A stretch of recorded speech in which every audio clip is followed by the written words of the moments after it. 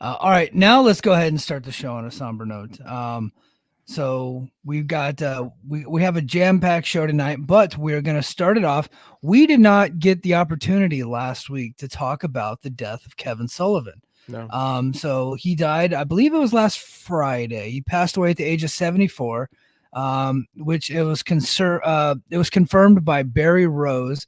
Barry Rose runs a really cool Championship Wrestling from Florida Facebook page that I happen to be a part of, and Me like too.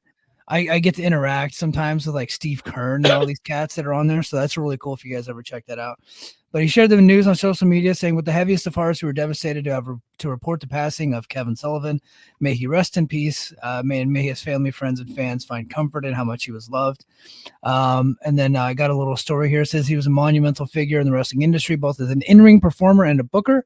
His work from Championship Wrestling for Florida and later WCW is still talked about to this day. His health had been in decline since a severe accident in May, which led to complications, including sepsis and encephalitis. Despite his valiant fight, he passed away on a Friday morning. So yeah, he had he was a wild character in the pro wrestling world, man. And I obviously was too young, and I didn't really get Championship Wrestling from Florida where I was at. I didn't get to experience it till like later in life.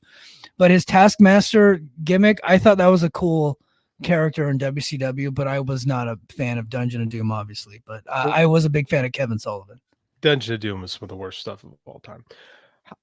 When I became a fan in 92, like when I become a fan of something, like I go all in. Like, and I remember I was 1993, I was looking for books on wrestling, and I went to my local library, and they had this book. I think it was George Napolitano wrote it, and it was all these like, it was similar to what I just did for Gaijin. By the way, that should be coming out soon. Everybody should be getting your Gaijin soon.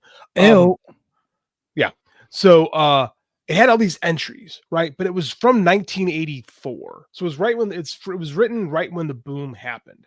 So there's a lot of character. This is where I learned a lot about wrestling, was reading this book with all these entries that were at that point were already a decade old. And the one that stuck out the most to me was Kevin Sullivan. And I remember this black and white picture, and is this sawed off, stocky dude with blood all over his face, holding a python, and like have all this weird stuff. And it struck me. And I read about the character of Kevin Sullivan, and I was fascinated by the Kevin Sullivan character. I've always had this weird fascination with the occult, going back to the Geraldo Rivera Satanism special from 1988, which my parents did not let me watch because I was 8. But the fact that I knew it existed, and I got to invent in my head what it was, which is actually kind of worse. Yeah. So like, I've always been fascinated with the occult. And then, so the character of Kevin Sullivan always intrigued me. And then I remember about 3 years ago when I was writing for WrestleJoy, trying to bring some legitimacy to that page. I did this thing about Kevin Sullivan and Dusty Rhodes' feud, right? And I wrote about how Kevin Sullivan in the early 80s tapped into the satanic panic. For those of you guys who don't know, the satanic panic was in the early 80s. There was this fear, and it really kind of stemmed from the pop culture of the 70s, movies like Exorcist, Omen, right? There was this wave of like, ooh, Satan is existing in the world in the 70s. And by the 80s, the fundamentalists had latched onto this and were convinced Satanists had like infiltrated society. And there's a very famous trial of a daycare in California. It's the McMartin trial. And like these psychologists had implanted these false memories into these children that they had partaken in satanic rituals. That's so fucked up. This really happened. I know. It's a really good movie about it. Yeah. So Kevin Sullivan, because it's wrestling, dude. Anytime wrestling exists, they're gonna find the lowest hanging fruit and start grabbing. So in the midst of people freaking out, Tom Hanks is in this movie about how Dungeons and Dragons is killing people. Like, this legit shit. People are literally scared. Like what's the name of the movie again? I don't remember. It sounds like it's like an offshoot of Dungeons and Dragons. It was a made-for-TV movie. It's the shits. But you should see it because it's got Tom Hanks. Tom Hanks is really good in it, playing a Dungeons and Dragons player who's actually trying to murder people because I guess Satan told him to, or some bullshit like that. Like, unbelievable. But because wrestlers are scumbags and they want to like exploit things. Kevin Sullivan tapped right into it, and he was such a weird chemically experimental human being, that he Yeah. was like quoting Carlos Castaneda and all of his like I've ate from the cosmic cookie. He would just sit there and babble, just complete bullshit. But he was so good at it that he made the perfect foil for Dusty Rhodes in the early 80s, right? Dusty Rhodes is this good old boy, all-American hero, and he's literally fighting an emissary of the devil. And it's in Championship Wrestling from Florida, a pretty realistic promotion.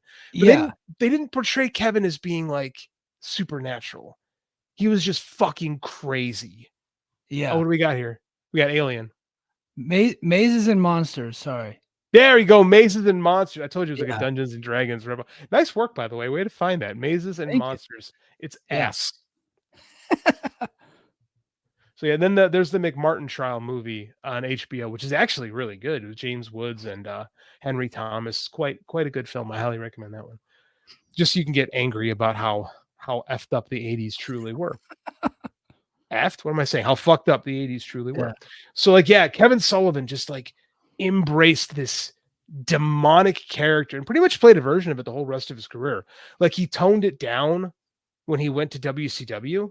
He made it like a cartoon version of that with the Taskmaster, because he had like the horns like kind of painted on, and he had like the yellow thing, and so it was like what you would see in like a cartoon movie or something like that.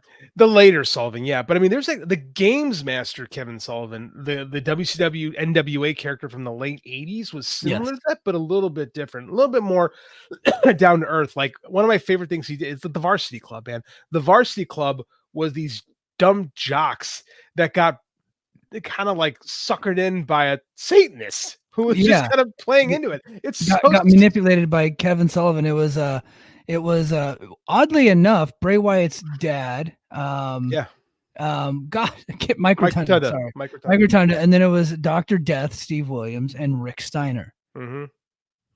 And somebody else doesn't somebody else come in too? Wasn't there a fourth guy in the Varsity Club, or am I remembering that incorrectly? It's late. I might be remembering that incorrectly. But yeah, those are the three, because again, they were all college athletes. They came out to the ring. This was Kevin Sullivan's idea, wearing their college Letterman jackets. Mm-hmm. And it got Rick Steiner so over that he basically did it the majority of his career. Right? Yeah. It became the Steiner brothers gimmick. Right? Was that they went to Michigan. Like it just, Kevin Sullivan was a genius. He was definitely a flawed man. Flawed man. Definitely had his part of the pod demons, but as far as a wrestling mind goes, being like, you were better. So one of my favorite memories, and Glassdoor Gamer, see your super chat, I'll get to you in a sec, because I think that's a really good question that's going to warm JD's cold dead heart. Oh, but yeah, it's gonna. And stay tuned for something more of that coming up this October on Patreon, I'm sure. But so one of my favorite memories. So I want to say in 2018, 2019 timeframe, I went down a rabbit hole in Smoky Mountain Wrestling on YouTube, because there's actually a playlist that has every episode of Smoky Mountain Wrestling TV on YouTube. It's just like one playlist, and it goes in succession, so you can get all the storylines, and then it has like their special events, like the Bluegrass Brawl or whatever, like Fire on the Mountain, Fire on the Mountain, or whatever it's called, Thanksgiving Thunder. It has like the different ones going on. And so in, I want to say 1992, or it might have been like early 1993, before Kevin Sullivan went back to WCW, he did a run in Smoky Mountain, and they did this really cool angle. It's one of my favorite angles that I've ever seen in my life. So they actually had like they were putting up pictures like around the arena that Smoky Mountain was being taped. And it's like, hey, if you see a guy dressed like this, beware. He's coming after Brian Lee, primetime Brian Lee. He's dangerous. He's got weapons. He's going to hurt people, this and that. And then they kept building up to this debut of this like mysterious person, right? In like this like hooded robe and all of this. You couldn't really make out his face. So this goes on. This had to go on for like 2 or 3 months. I could be exaggerating because my memory's a little foggy, but this goes on for a while, right? And then the dark, mysterious character gets challenged by Brian Lee. Brian Lee's like sick of it, and he wants to fight him. So he goes into the ring, he challenges him, and the mysterious character comes out with a robe on. You can't see his face. They ring the bell. Kevin Sullivan takes off the robe, and it's him. And he just looks at Brian Lee, runs across the ring, and starts stabbing him in the forehead with a fucking spike. It was so fantastic. And he just keeps stabbing him in the fucking head. Just go Fucking boom, madman. boom, boom. And then this is the kicker, right? Because there's the action, right? And then there's the selling of the wrestler. So Brian Lee sold it like he was dying, right? But what made it even better, you guys got to go fucking check this out. This is so fantastic. I'm getting goosebumps just talking about it. Bob Armstrong, the commissioner of Smoky Mountain Wrestling, runs down to the ring, and he's got all the baby faces around him, like that fucking idiot Tim Horner and all these other guys, right? He comes into the ring, right? And he starts doing chest compressions on Brian Lee to sell it, and he's like caving in this man's chest doing it. And as someone that has been an extra like hospital exercises where somebody with like that has like dummy strength, one time did chest compressions on me and like popped my sternum and 2 ribs. Like that shit actually freaking hurts. So I was like, oh my God, he's really caving in his chest with that. It was so fantastic. He didn't stay there. He didn't stay there very long, but everybody needs to just go check out that angle. It was beautiful.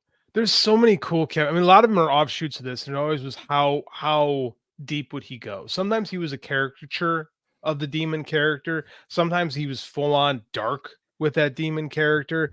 But I mean, he's a predecessor to a lot of what Bray Wyatt. Like, I don't think not enough people talk about Kevin Sullivan when they talk about Bray Wyatt. Like they'll give credit to like Waylon Mercy and all these other guys. Bray Wyatt himself gave credit to Waylon. Bray would, because Bray gets it. But I mean, like a lot of the other people talking about, like some reason, like Kevin Sullivan. It's hard not to mention the Nancy Benoit stuff. That whole I don't want to touch on that because that's all too grody for me. I don't want We've already touched on that in the previous episode, so I don't think we need to go there. I don't want to. This is like we're talking about the character of Kevin Sullivan. Like was definitely influential on the Bray Wyatt cult leader character. Except he was a little crazier, a little scarier because he didn't like Kevin Sullivan never never tried to convince you he was magical. He just thought he was. Yeah. Right, which is what made him dangerous. Like this is a guy that would run out. Like if a 5'2" dude shows up in a robe, it's very clearly going to be Kevin Sullivan. If you know anything about wrestling, and it doesn't matter that it was not the best surprise. He tried to murder Brian Lee in the ring. Yeah, like it all doesn't matter.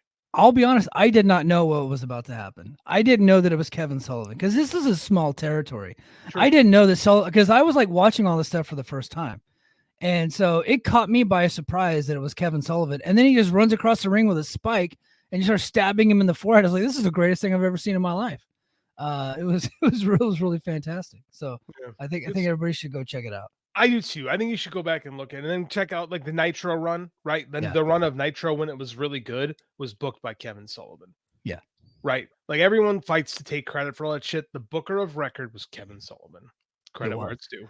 And a part of a booker's job is to manage talent, right? It's to take ideas, manage talent, and try to make everybody happy. Unfortunately, he was also put in a position where he had to do a lot of DQs and screw jobs and, non-finishes and stuff like that. But he was dealing with some of the biggest egos. And I feel like he did a really good job for a long time, given the restraints that he had. So kudos to him and rest in peace.